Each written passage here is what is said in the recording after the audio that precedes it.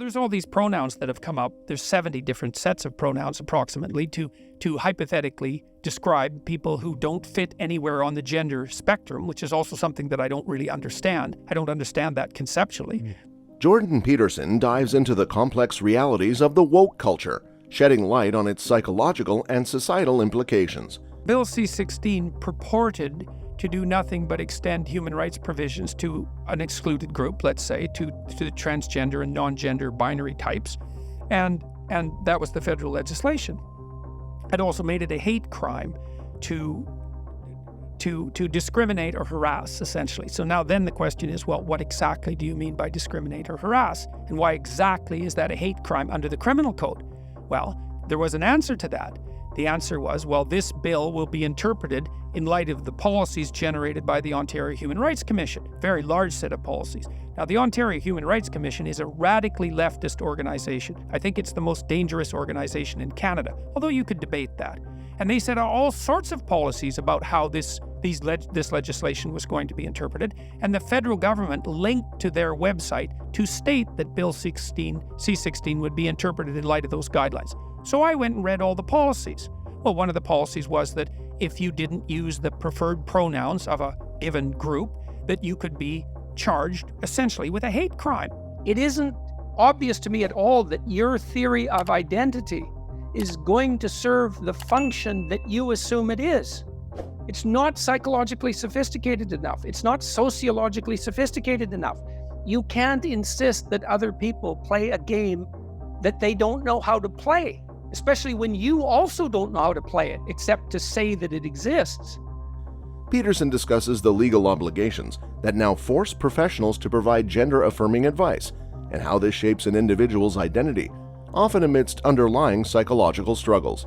If the primary idea is that our society is an oppressive patriarchy, and I think that's like number one idea, then anything that touches on that in any way immediately becomes untouchable. And so in order for the adults to make the decision, then you have to believe in authority because the adults have the authority. And if you're going to believe that the adults have the authority, then you have to believe that hierarchy has some value. And then that tangles you up with your insistence that, hierarchy is definitely oppressive and especially the Western form of hierarchy. And so I think that central axiom is so vital that anything that gets near it gets twisted and bent like it's too close to a gravitational field, and the logic is irrelevant because that fundamental central issue has to be supported at all costs. There's close crosstalk between Ontario and the federal government because the Liberals are in power in both, and the radical end of the Liberal Party is in power in both situations. And, it turns out that it's illegal for, like, you're liable as an employer, for example, if any of your employees say anything that can be construed as harassment, say on the grounds of sexual or gender identity, even if what they say has unintended consequences, and even if you don't know that they said it. And so that kind of legislation, I just think, is just absolutely reprehensible. And then because it's designed to cast the broadest possible net, catch the most fish, and it's clearly being implemented by people who are not precisely pro-employer, let's put it that way.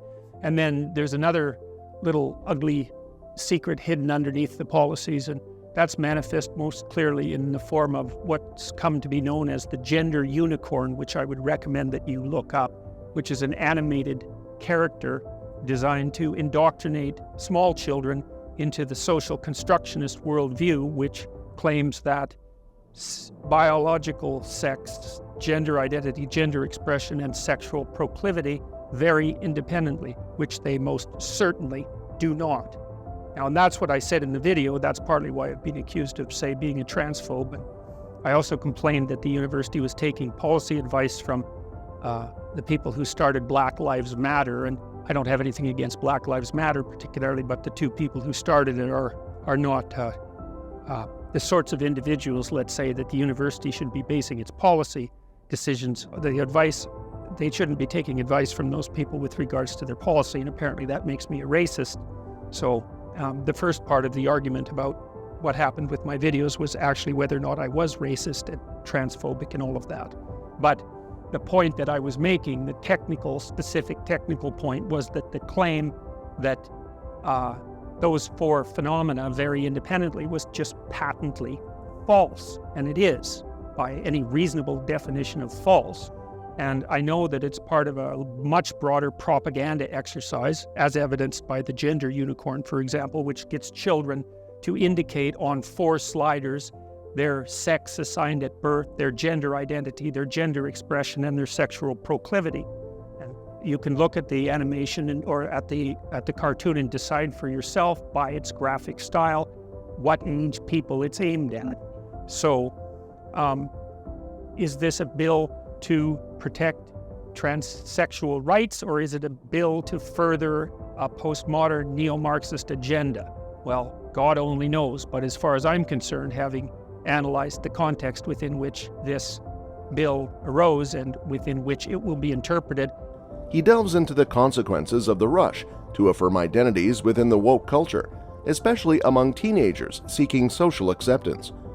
Peterson points out the recurring patterns of psychological epidemics in society and the consequences of confusing people about their fundamental identities. Gender ideological related pronoun usage, well, in personal conversation, I told the the Canadian Senate that would cause enough confusion to produce a psychological epidemic among young women, because the literature on that's quite clear, going back several hundred years. And I think you can make a pretty strong case, and you do this to some degree in your book in Chapter 7, that there are few more fundamental perceptual categories than male and female.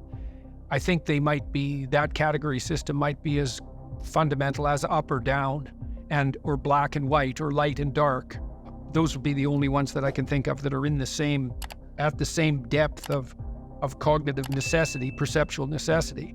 You know, one of the things that people tend to think when they think casually is that if you have more choice, you have more freedom, and more choice and more freedom is always good. But the problem with that is that a plethora of choice, so excess choice, excess option, produces not freedom but anxiety, because there's only a limited amount of information that you can deal with at any given moment. And if people are put in a situation where everything is up for grabs, they're not free, they're terrified.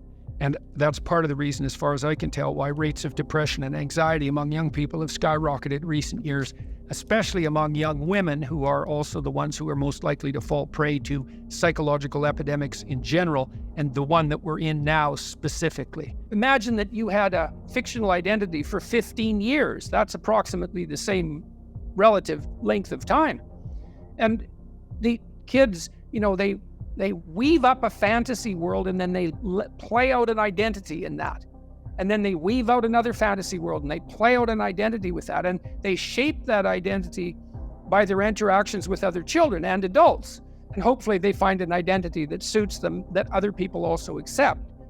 Because your identity has to be something that other people accept, or it isn't going to work for you. But that's all part of this exploration of who they could be. It's the play is, in fact, the exercising of that realm of possibilities. And so a good father, a good parent for that matter, but I think at least is an archetypally paternal role, puts a border of security around the child, and the mother might be inside that border of security when she has young children. And play can take place there. And the play is the investigation of multiple identities with the hope of finding one that is functional, that is also socially desired, because those things can't be dissociated. One of the reasons I think that the identity politics has bothered me so much, speaking of snitches, it's bothered me. It's like, this bothers me. And I've only recently realized that some of it had to do with what I saw as limitations on free speech, which is I have to say the words that, some authority or some population demands that I say, which I don't like. But there's something else too, which is that it's based on a very misleading theory of identity. Your identity is not just how you feel about yourself at this moment. And you can't impose that on other people because they don't know how to deal with that. Like, even if they wanted to, they wouldn't know the rules of the game. You have to negotiate your identity with other people. And so then you have to think of identity as something that's negotiated with other people. And so if you have an implicit theory of identity, like the one that seems to be increasingly dominating the cultural landscape, which is identity is something that's only subjectively determined and can also change from moment to moment, then you're misleading people as they develop, because they come up with a very unsophisticated notion of what identity is. And that's not good, because that's core. And like, part of your identity is your value to other people. That's a huge part of it. And that's not subjective. That's other people make that decision.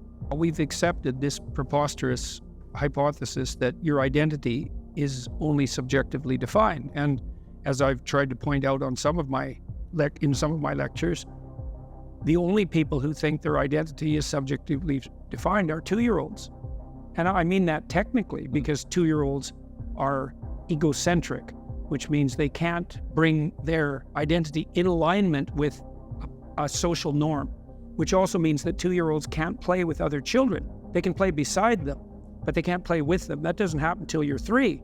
What happens when you're 3, if you're reasonably well socialized or start to move towards that, is that you learn how to negotiate a social identity. And then identity becomes, obviously it has some roots in your subjectivity and in your biology for that matter, but a sophisticated identity is not only socially negotiated, as the constructivists know perfectly well, but it's got a dynamism about it, because it has to be constantly renegotiated. Like, as we're having a conversation here, to some degree, we're renegotiating our mutual identities because we learn something from each other. Right. So we transform. Right. We're also trying to figure out to some degree who each of us is in this situation. And then we're also trying to learn, can we play together towards some productive end? And you might ask, well, what do you mean play? And say, well, we're trying to have an interesting conversation. That's a form of play.